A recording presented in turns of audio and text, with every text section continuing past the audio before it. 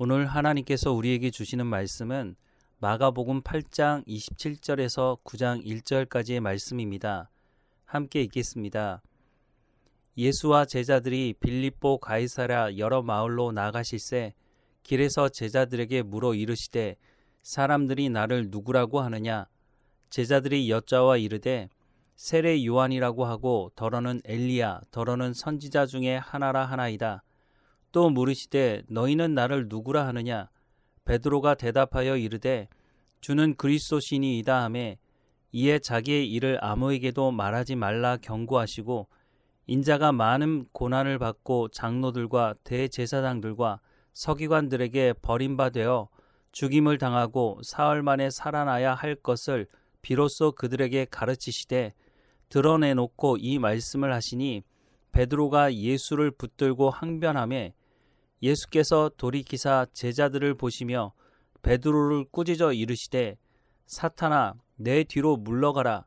내가 하나님의 일을 생각하지 아니하고 도리어 사람의 일을 생각하는도다 하시고 무리와 제자들을 불러 이르시되 누구든지 나를 따라오려거든 자기를 부인하고 자기 십자가를 지고 나를 따를 것이니라.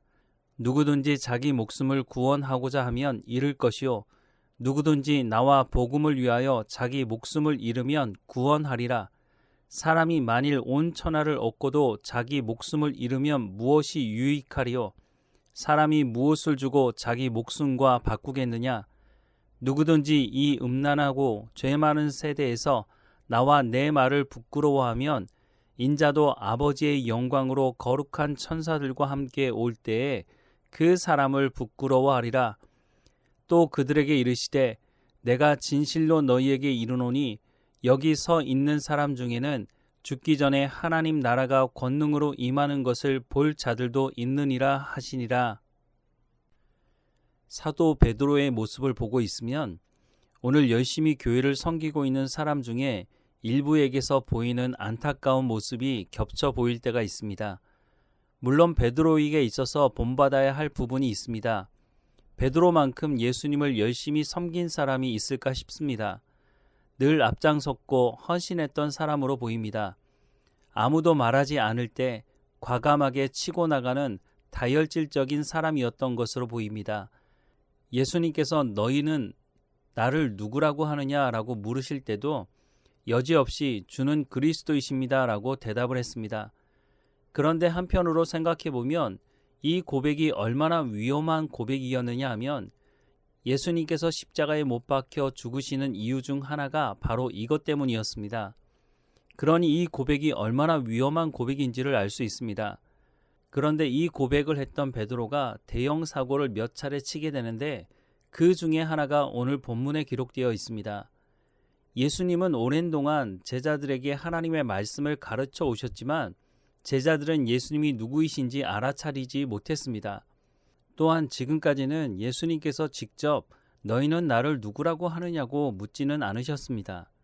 이제는 예수님께서 물으셔도 제대로 된 대답이 나올 것이라고 생각하셨는지는 알 수 없으나 먼저 사람들이 예수님을 누구라고 하는지에 대해 물으셨고 그 다음에 제자들에게 물으셨습니다. 27절부터 29절 말씀을 보면 예수와 제자들이 빌립보 가이사랴 여러 마을로 나가실새 길에서 제자들에게 물어 이르시되 사람들이 나를 누구라고 하느냐? 제자들이 여짜와 이르되 세례 요한이라고 하고 더러는 엘리야 더러는 선지자 중에 하나라 하나이다. 또 물으시되 너희는 나를 누구라 하느냐? 베드로가 대답하여 이르되 주는 그리스도시니이다 하매 라고 말씀하고 있습니다. 베드로가 주는 그리스도이십니다 라고 고백하고 있지만 이제는 모든 제자들도 동의하는 고백이 된 것으로 보입니다. 이 고백이 있고 난 후에 예수님은 이전에 한 번도 말씀하지 않으셨던 말씀을 하십니다. 30절과 31절 말씀에 이에 자기의 일을 아무에게도 말하지 말라 경고하시고 인자가 많은 고난을 받고 장로들과 대제사장들과 서기관들에게 버림받아 죽임을 당하고 사흘 만에 살아나야 할 것을 비로소 그들에게 가르치셨다고 말씀합니다. 예수님께서 제자들이 전혀 기대하지 않았던 말씀을 하셨습니다. 예수님께서 자신의 죽음에 대해 말씀하신 것입니다. 아니, 이렇게 많은 사람들이 예수님을 따르고 있고 그 사람들이 예수님을 왕을 삼으려고 하고 있는데 예수님께서 죽임을 당하신다고 말씀하시니 제자들로서는 받아들이기 힘든 말씀이었을 것입니다. 이때도 베드로가 나섭니다.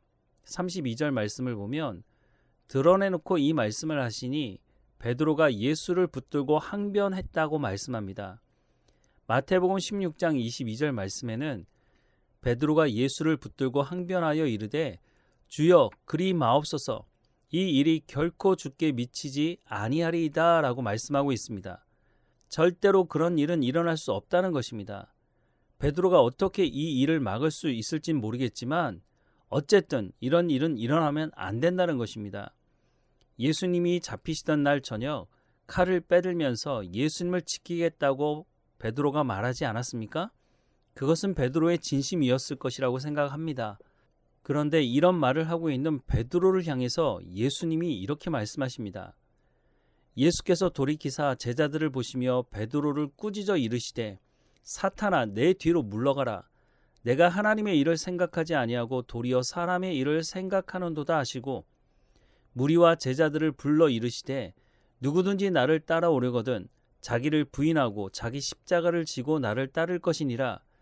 누구든지 자기 목숨을 구원하고자 하면 잃을 것이요 누구든지 나와 복음을 위하여 자기 목숨을 잃으면 구원하리라. 사람이 만일 온 천하를 얻고도 자기 목숨을 잃으면 무엇이 유익하리요? 사람이 무엇을 주고 자기 목숨과 바꾸겠느냐? 누구든지 이 음란하고 죄 많은 세대에서 나와 내 말을 부끄러워하면 인자도 아버지의 영광으로 거룩한 천사들과 함께 올 때에 그 사람을 부끄러워하리라 라고 말씀하고 있습니다. 하나님의 뜻을 이루지 못하게 하는 것이 사탄의 일입니다. 그러니 예수님께서 십자가에 죽으시는 것을 막는다면 그것이 베드로라 할지라도 사탄의 일을 하게 되는 것입니다. 그러니 예수님께서 베드로를 보시면서 사탄아 내 뒤로 물러가라. 내가 하나님의 일을 생각하지 아니하고 도리어 사람의 일을 생각하는도다 라고 말씀하시는 것입니다. 베드로가 사탄이라는 말이 아닙니다. 그런데 이 말씀을 하시기 전에 예수께서 돌이키사 제자들을 보시며 라고 말씀하고 있습니다. 이 말씀은 다른 제자들도 베드로와 같은 생각을 가지고 있다고 하는 것입니다. 즉 모든 제자들 마음속에 예수님은 왕이 되실 분이라고 하는 기대하는 마음이 있었다는 것입니다.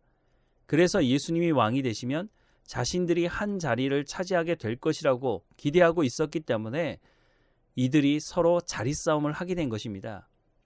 그러니 예수님께서 죽으시면 안 되는 것이죠. 누구든지 나를 따라오려거든 자기를 부인하고 자기 십자가를 지고 나를 따를 것이니라 라고 말씀하는 이 말씀은 누구든지 나를 따라오려거든 자기를 부인하고 자기 십자가를 지고 나를 따를 것이니라 라고 말씀하는 예수님의 이 말씀을 어떤 분들은 예수 믿지 않는 가족, 사람이 자신의 십자가라고 말을 합니다. 무슨 근거로 그런 말을 하는지 모르겠습니다. 예수님은 하나님의 말씀을 따라 순종하는 길을 가는 것에 대한 말씀을 하고 있는 것입니다. 오늘 본문을 통해 말씀하시는 것으로 좁게 보자면 십자가의 길을 가는 것입니다. 온전한 신앙의 삶을 살아가는 길은 어떤 상황 속에서도 하나님의 말씀을 따라 하나님의 뜻을 이루어가는 삶을 살아가는 것입니다. 그 길이 십자가의 길이라 할지라도 그 길을 가는 것이 자기 십자가를 지고 가는 길이라고 말씀하는 것입니다. 앞서 말씀드렸지만 교회 안에서 열심히 무엇인가 하지만 믿음이 성장하지 않고 그냥 열심히 하는 분들이 있습니다. 열심히 하니 칭찬도 받고 인정도 받을 수 있겠지만 자기 십자가를 지고 가는 삶은 살지 않는 분들입니다. 자기 십자가를 지지 않고 살아가는 분들이 있습니다. 그러면 평생 교회를 출석해도 변하지 않는 사람으로 남게 됩니다. 더 나아가 베드로와 같이 하나님의 뜻을 가로막는 사람이 되고 마는 것입니다. 오늘 한국 교회 안에 이런 사람들이 적지 않습니다. 이런 사람들을 향해 예수님이 베드로를 향해 호통치시는 것처럼 그렇게 호통을 치며 가르쳐야 하는데 사실 거의 모든 목회자들이 그렇게 하지 않습니다. 왜냐하면 그렇게 했을 때 당장 다른 교회로 옮기는 일이 벌어지기 때문인 것입니다. 그러면 결국 다 망하는 길로 가는 것입니다. 먼저는 제대로 하나님의 말씀을 전해야 할 것입니다. 또한 하나님의 뜻을 가로막는다면 하나님의 말씀으로 권면하고 그렇지 않으면 책망하기도 해야 할 것입니다. 책망을 받았을 때 그것이 하나님의 말씀이라면 겸손하게 받아들일 수 있는 믿음이 우리 가운데 있어야 할 것입니다. 성경을 통해 하나님을, 예수님을, 성령님을 바르게 알고 하나님의 뜻을 이루어가는, 그래서 하나님으로부터 칭찬 듣는 우리 모두의 삶이 되기를 주님의 이름으로 축원합니다. 기도하겠습니다. 사랑하는 하나님, 우리가 하나님의 말씀을 들을 때 분별할 능력을 허락해 주시옵소서.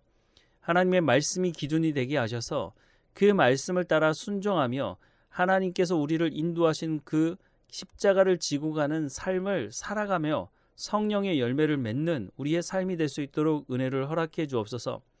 그 길이 어느 길인지 우리는 알 수 없으나 중요한 것은 하나님께서 말씀하셨고 그 말씀하신 하나님께서 우리를 지켜주시고 말씀하신 하나님께서 열매 맺게 하실 것이라는 우리 가운데 믿음을 가지고 나아갈 수 있도록 인도해 주옵소서. 오늘도 우리 가운데 맡겨진 모든 일에 충성을 다하게 하시고 우리가 걸어가야 될 그 삶 속에서 하나님의 영광을 드러내며 살아가는 우리의 삶이 될 수 있도록 하나님 우리를 붙드시고 인도해 주옵소서.